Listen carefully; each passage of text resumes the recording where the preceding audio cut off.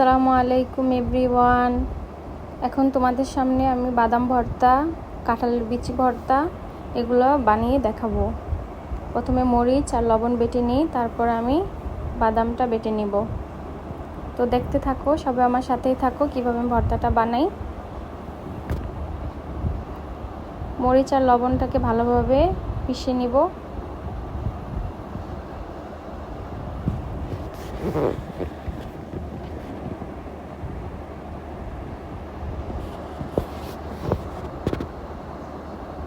এরপর আমি বাদামটা দিয়ে দিব। বাদামটাকে আমি ভালোভাবে বেটে নিব। আমার কাছে বাদাম ভর্তাটা খুব ভালো লাগে। কার কার কাছে বাদাম ভর্তা খুব প্রিয় কমেন্টে জানাবা। সাথেই থাকো বন্ধুরা।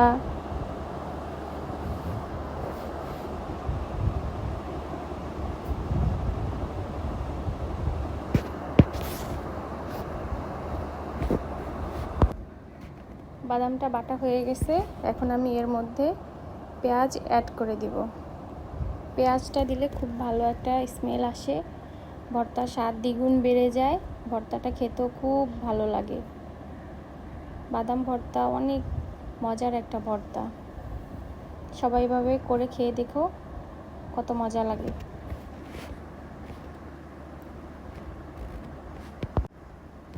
এখন আমার বাদাম ভর্তাটা হয়ে গেছে, এটা আমি উঠিয়ে নেব।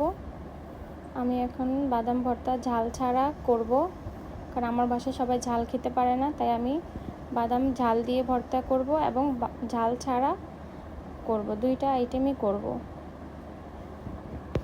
তো দেখতে থাকো আমি কিভাবে ভর্তাটা বানাই।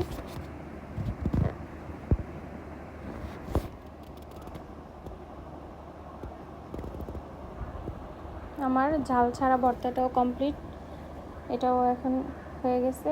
এরপরে আমি বিচি ভর্তাটা বানিয়ে নিব, কাঁঠালের বিচি। প্রথমে আমি বিচিগুলা বেটে নিব, তারপরে আমি মরিচ আর লবণ পেঁয়াজ দিয়ে দিব। কারণ কাঁঠালের বিচিগুলো অনেক শক্ত, এগুলো আগে ভালোভাবে বেটে নিতে হবে। কাঁঠালের বিচি ভর্তাটা খুবই মজার, কিন্তু করতে একটু কষ্ট হয়, কিন্তু আস্তে আস্তে যখন তুমি এটা করবা দেখবা কত ভালো লাগে।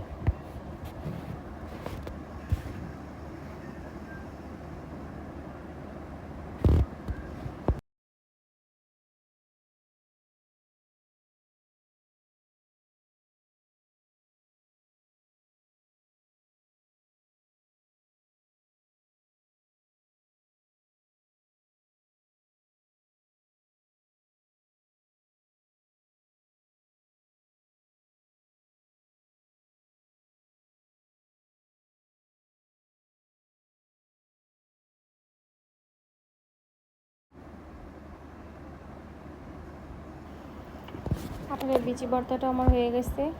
আমি এটার মধ্যে পেঁয়াজ আর মরিচটা অ্যাড করে দিয়ে সুন্দর মতো করে নিলাম ঝাল ঝাল কাঁঠালের বিচি ভর্তা। এরপর আমি কাঁঠালের বিচি ভর্তা ঝাল ছাড়াও একটা বানিয়ে নিব।